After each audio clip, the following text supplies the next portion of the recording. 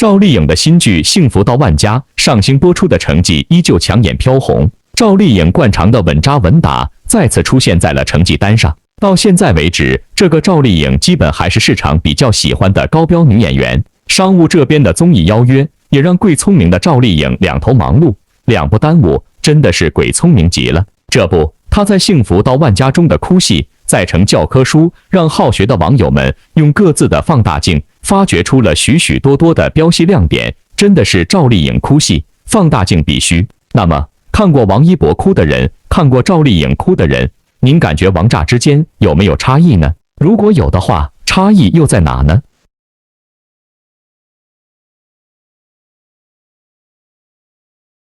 阿基米德曾说过，给我一个支点，我就能撬起整个地球。对于善良坚韧、敢想敢干，凡事都要讲道理的和幸福而言，从他踏进万家庄这片土地时，就注定他会走一条不同于其他人的路。虽然他不能如阿基米德般给一个支点就撬起整个地球，明明他只是农村那么普通的一个人，但他却总能给人带来向上的力量。他能凭勤奋、努力还有从不丢失的正义感，改变万家庄的昏闹陋习。不懂法的他，却知道运用法律手段维护农民的利益，即便被村暴落荒而逃去城里避难，他也能用一腔热忱成为方圆律师事务所的守护神，收获事业。当然，这一路走来并不容易，哭过、笑过，但却从未退缩过，这就是和幸福。由赵丽颖饰演的和幸福，现在俨然成了大家追剧《幸福到万家》的所有动力。尤其被万传家逼进城后的她，大喇喇奉献出来的3场哭戏，看得既让人心疼，也让人钦佩，真实感都在不期然间正常的倾泻而出了。第一场哭是赵丽颖尊严被践踏的委屈的哭。幸福到万家朴实的剧情总能煽动追剧人的情绪。就拿和幸福入职早教中心当保洁抱客户孩子的那段戏，真的是将活生生的现实搬进了剧情里。客户把孩子丢在洗手间门外，自己去洗手间，孩子哭得哇哇的。作为新手妈妈和幸福看到这个场景，很是心疼孩子，于是善意的抱起孩子哄哄。这一抱不当紧，不仅遭到了客户的嫌弃和一顿奚落，还有人格侮辱，最后还丢了来之不易的工作。揪心的过程很写实，那就是该客户先是含沙射影地说和幸福没有工作证，潜入早教中心偷孩子的人贩子，跟着和幸福不甘心地反驳：我自己有孩子，干嘛要偷你家孩子？却又遭到客户你家的孩子怎么能和我家的孩子相提并论的奚落，言下之意就是他们是有钱人，高人一等。随后嫌弃和幸福作为保洁很脏，说他身上到处都是细菌，抱了孩子会生病。要说这段戏看的最痛快的地方，就是和幸福的那句：别这么着教育孩子，这样能教育出什么来？穿得再好有什么用？心脏看什么都是脏的，一个脏字没有，却把对方对得哑口无言。这种不卑不亢的回话，真是大快人心。即便好心被当驴肝肺，不被认可还被冤枉，最刺痛他的地方还是明明自己没有错，自己有理，最后还被经理要求给客户道歉，还因为拒绝道歉，客户要求退款而被经理强行开除。恰巧又正好碰上熟人关涛，问他怎么在这里啊？此时回想起背井离乡的无奈，骨肉分离的苦楚，还有善良、人格尊严被践踏，以及经理为了利益是非不分解雇自己的委屈，所有的情绪都在关涛喊他幸福的那一刻涌上心头。赵丽颖本身就是娃娃脸，笑起来治愈，哭起来共情，而她饰演的和幸福本身质朴又倔强，善良却是非分明，受了这么大的委屈，却努力坚强的不在客户和熟人面前掉泪。她用最快的速度逃离现场的模样，躲在无人的角落，仰着头，让眼里打转的泪水不落下来的模样，俨然把内心委屈至极的心理活动演绎得淋漓尽致，看得真是太让观众心疼了。赵丽颖这一整个的表演真的是一气呵成，观众在感到非常自然舒适的同时，又能够完全感同身受和幸福心中的那种委屈。本身刚来到城里，和幸福对很多东西都是带着好奇和胆怯的，所以这种过程放在赵丽颖的身上，细节都被主动放大了。第二场哭是一种难以割舍的骨肉亲情，比起受了委屈强忍不让泪水落下的哭戏，赵丽颖饰演的和幸福笑着掉眼泪和儿子小豆子约定的场面，演绎的真实又走心。为了生下小豆子，和幸福大出血，可谓是从鬼门关捡回一条命。小豆子绝对是他生命里最重要的人了，要不是被逼无奈，他也不会丢下3个月大的小豆子跑到城里避难。虽然万书记承诺让他们回万家庄了，可是出来城市的和幸福，他看到了城市的繁华、发展还有机遇，有钱人家孩子的生活以及面临的不公平对待，他十分的不甘心。都说父母之爱子，则为知己深远，和幸福就是这么有远见的母亲。可是有时候条件有限，陪伴和赚钱不能两全，只能在这二者之间做出选择。他虽然想时刻陪着孩子，但是他更想通过自己的努力，让小豆子也能和城市孩子一样受教育、开眼界，拥有更好的未来。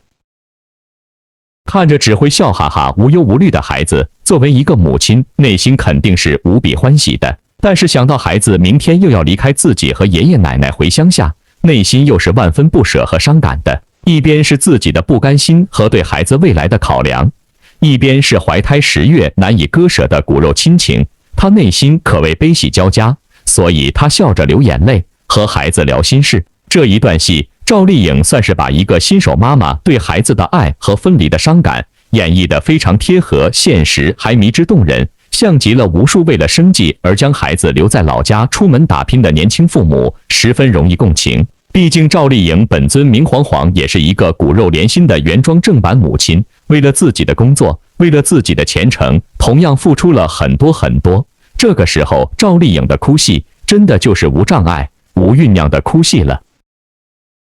第3场哭非常有深度，是同是天涯沦落人的共鸣，视角永恒359度的深万。我想说，爱心是有条件的，例如对自己、对孩子，这些都是与生俱来的标配版爱心。然而那对陌生人的爱心，则是更高的升级版了。和幸福以勤杂的身份入职方圆律师事务所后，他对自己的定位从未仅限于勤杂，他一直想做前台。因为文化和形象的限制，他被拒绝了很多次，但他从未放弃努力学习和争取机会。关涛在看到和幸福的努力和坚持后，决定带着他熟悉法律知识和业务。石桥村的老乡大姐因为苹果销售合同找到方圆律师事务所，大姐老乡诉说苹果滞销一家1年的收入打水漂，自己因为着急退奶，而孩子没奶吃饿得哭。同样是农民出生，又是一名妈妈的和幸福，听到此事难掩激动，流下了心疼的泪水。再听说当初全家改种苹果树还要执意签苹果供销合同的，也是同为媳妇的大姐。苹果收购公司违约后，大姐也是备受全家人的埋怨。这一点跟当初和幸福执意要种大棚蔬菜，后来土地被征收，在蒙受损失时遭到网友的埋怨的情形，简直是一模一样。在别人看来，和幸福跟着当事人一起哭是战术，是拉近和当事人的距离，殊不知眼前的焦急的大姐和幸福的遭遇，可谓同是天涯沦落人。和幸福的眼泪绝非同情，而是共鸣。他太知道地里的收成对农民一家人的意义，也理解好心办坏事被埋怨的心急如焚和委屈，还有有苦无处诉说的憋屈，以及遇到事情求助无门的绝望。都说这个世界上没有所谓的感同身受，只有亲身经历。而此时大姐说的种种，她都刚刚经历过。大姐的委屈她都懂，大姐哭，她也就忍不住的跟着哭。这一段看似与和幸福生活无关的哭戏，恰恰撕开了和幸福情绪宣泄的口子。她终于在别人那里看到了曾经的自己，积压多天的委屈也都跟着大姐的诉苦得到了释放。所以在看剧的过程中，我们能够真切地感受到和幸福的眼泪是发自内心的，他为大姐的遭遇而焦急也是真诚的，而不是为了拉近和当事人的距离的伪装。这种来自内心深处的悲喜共鸣，往往更容易打动屏幕前的我们。虽说在这3场哭戏里，赵丽颖都没有太大的情绪起伏，没有撕心裂肺，没有歇斯底里，但是她传达的感情，不管是坚韧又委屈的、不甘心的、无奈的、悲喜交加的，亦或是共情的，我们都深深地感受到了。作为一个演员，能够随着剧情的推进，在不同境遇下演绎不同的情绪和哭戏，还能让观众狠狠的共情，这大概就是演技吧。那些哭戏哭不出来，靠眼药水催泪的演员们，真的都该来学一学赵丽颖的共情能力。因此，视角永恒359度的Shin Wan，我只想说，一个演员来戏的时候，肌肉不必扭曲，用动作去酝酿，而是用情绪就能驱动，就能让眼睛充满了热泪。此时此刻，五官的表情拿捏只需要到位就行了，不用大写表情，不用一句台词，就能让观众感同身受。特别是赵丽颖哭着微笑的表情，那感觉就是内心五味杂陈，不是一般年轻演员能够轻易驾驭的。这样的神情也让所有观众感动得热泪盈眶，不得不佩服她的演技。而在Shin Wan我专题畅聊过的《冰与火》中，有一幕王一博崩溃的镜头，很明显，王一博的情绪还没有到位，于是乎表情就做了替补了。这个细微的过程，王炸姐姐基本上已经做到了无缝了。只能说，王一博的青春飞扬，王一博的政治任务，这些都是流量的担当。然而，真正的演技的飞翔，靠的依旧是过硬的翅膀。这几天的娱乐大事件中，众所周知都在围绕着编制体制的问题，讨论度更是此起彼伏。对于此事，好多人都保持自己的态度。于是乎，为了降低该事件的讨论，各种的热搜，各种的拉人出来转移话题的更是层出不穷。好多人都发现了一个重要问题，那就是基本上许多的顶级艺人都以不同式的方式出现在了这次的热搜榜上。文娱榜中基本是除了热播剧的话题之外，基本是都是顶级艺人，拥有好多话题度跟讨论度的艺人都出现了。更没想到的是，王一博的奇怪热搜也来了。这次呢，居然是轮班到了夜班，大晚上都10点了，居然冲上了热搜，更是凭借着一首青春的模样。这让摩托粉丝大为惊叹。要知道，这首歌是之前的歌曲，没有任何的宣传，更是针对综艺节目28岁的你录制的，跟现在的主题也不匹配啊！并且这个热搜是目前为止是王一博众多热搜中冲上榜单排名最靠前的。之前官宣回归《这就是街舞》第5季的时候都没有这个待遇，如今一瞬间冲上头榜，莫名其妙中就变厉害了。这个夜班轮值真的有种心惊胆战的不寒而栗的错乱感。不少粉丝感叹说，还好是如此正能量的宣传，估计不知道是为什么拉王一博出来挡枪。总之，保持无感就好。不少粉丝看后同样感觉这种奇奇怪怪上热搜的都是有意而为之，并且在这个关键时刻，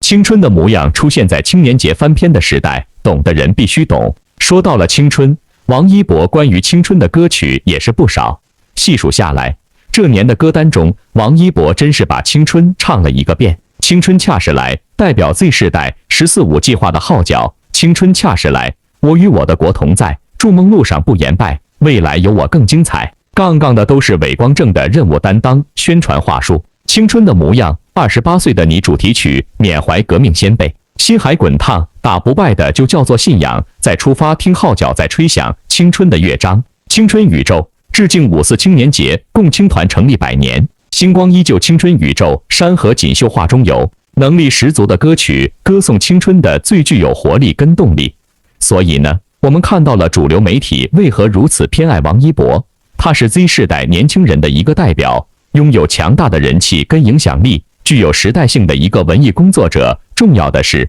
一博正年轻，任务恰是来，他已经活成了大部分人想要活成的样子。可以说，王一博青春的模样，充斥着青春的宇宙，完美担负起了弘扬主流文化的使命跟责任，让吃瓜人都能一道为青春喝彩，为青春加油。问题是，王一博的青春就是学习的黄金时间。